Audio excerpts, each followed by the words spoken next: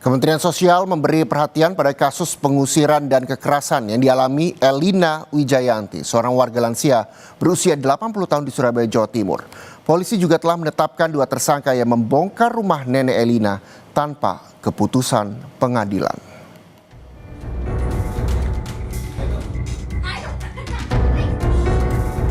Kasus dugaan pengusiran paksa yang menimpa Elina Wijayanti, seorang lansia berusia 80 tahun di Surabaya, Jawa Timur, terus menjadi perhatian publik. Peristiwa ini akhirnya mendapat respons dari Menteri Sosial Saifullah Yusuf atau Gus Ipul.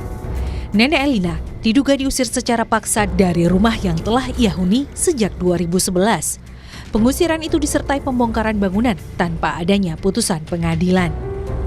Peristiwa itu memicu keprihatinan luas, terutama terkait perlindungan terhadap kelompok rentan seperti lansia.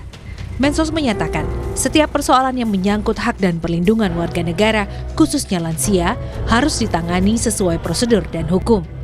Ini disampaikan Gus Ipul saat kunjungannya ke Geraha Unesa, Surabaya, Senin kemarin.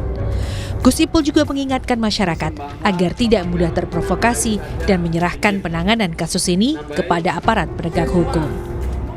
Mari lansia, anak-anak, penyandang disabilitas itu adalah kelompok-kelompok rentan yang kita lindungi. Harus kita fasilitasi, kita berikan perlindungan.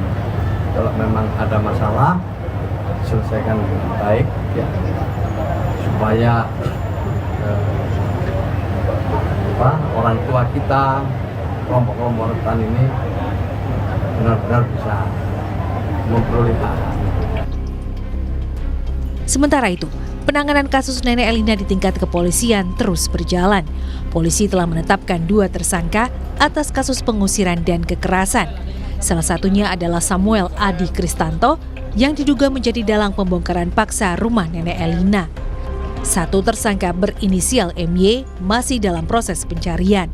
Samuel dilaporkan oleh kuasa hukum nenek Elina atas dugaan pengusiran dan kekerasan yang dilakukan secara bersama-sama.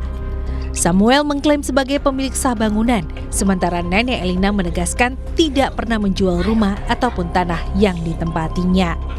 Polisi menyita 1 unit mobil pickup yang diduga digunakan untuk mengangkut barang-barang milik korban saat pengusiran terjadi.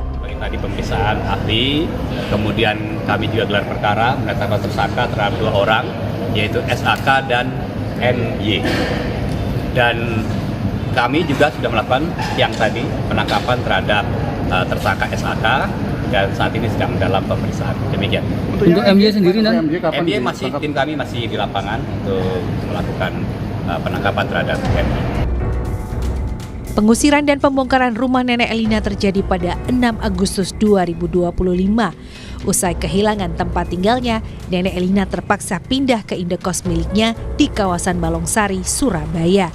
Sejumlah dokumen penting, termasuk sertifikat rumah dan barang-barang pribadi korban, dilaporkan hilang.